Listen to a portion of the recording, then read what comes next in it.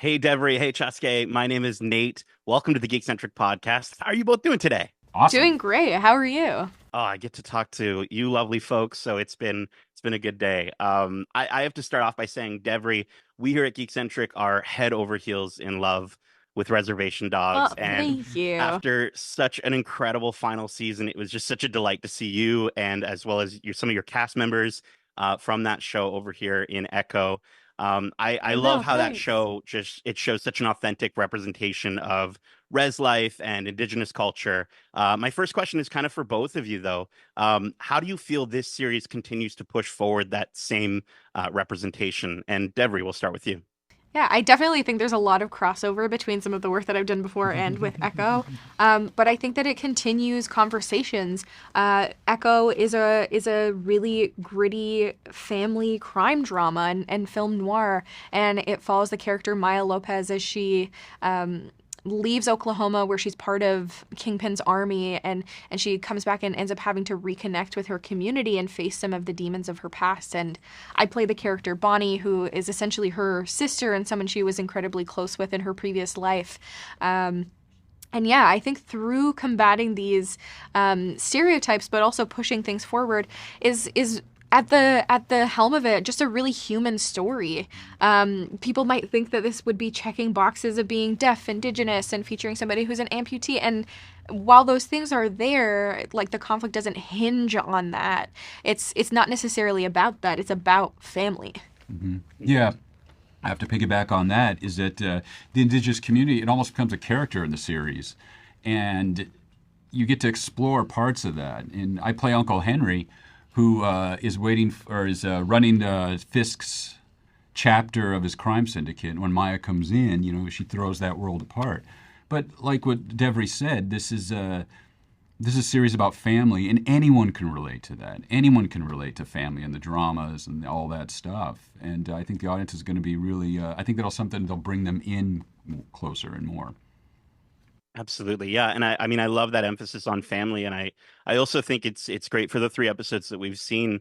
There are elements to Choctaw Nation history that I've gotten to learn about and experience for the first time, and so I just think it's fantastic. I've got another question for both of you, and you kind of already touched upon it a little bit, but starting with Chaske, Maya comes from, you already mentioned, a complicated past. Yeah. For both of your characters, both of them are so rooted in that past and in that history.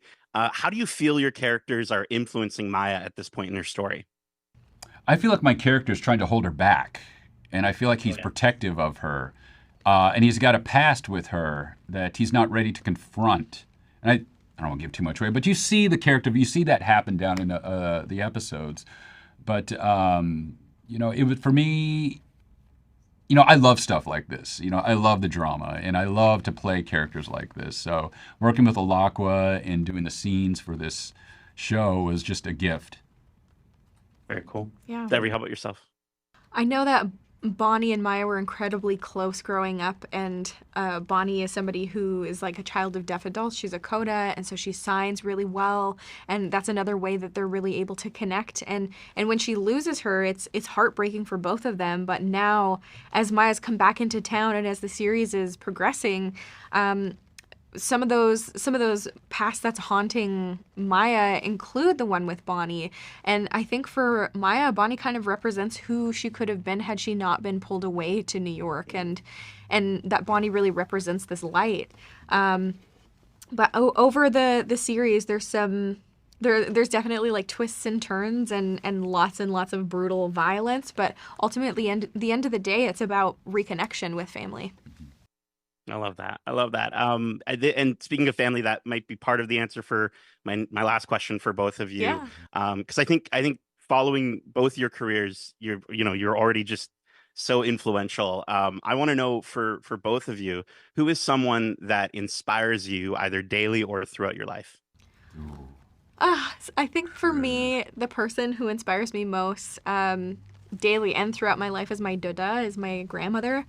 She was principal of the Mohawk Immersion School growing up, and she's somebody who, wherever I go, no matter what role I take, no matter what opportunity, I like have to look at myself in the mirror and say, like, would my Doda be good with this? Like, would she would she be able to like live with this decision? And if the answer is yes, then that really dictates me and how I go through life. That's awesome. I guess for me, I worked with this actor years ago on this show or a movie called Winter of the Blood. His name's David Cale. He's a character actor out of New York City, and he blew me away so much how he operated on set between takes that if I ever find myself in some trouble on a set or I'm not getting somewhere, I always ask, what would David Cale do? And I'm always pleasantly surprised that he is as an unknown actor, but he's a fierce performer, and I always look towards him if I'm in some trouble with what I'm doing. Beautiful. Both sound like excellent compasses for life. So, listen, thank you both so much for taking the time to chat with me. This was a pleasure. I'm in love with this show. It's really fantastic. Thank you. Thank you. Yeah, and I can't wait to see where your characters go next. So, thank you very much. Thank you. Awesome. Thank you.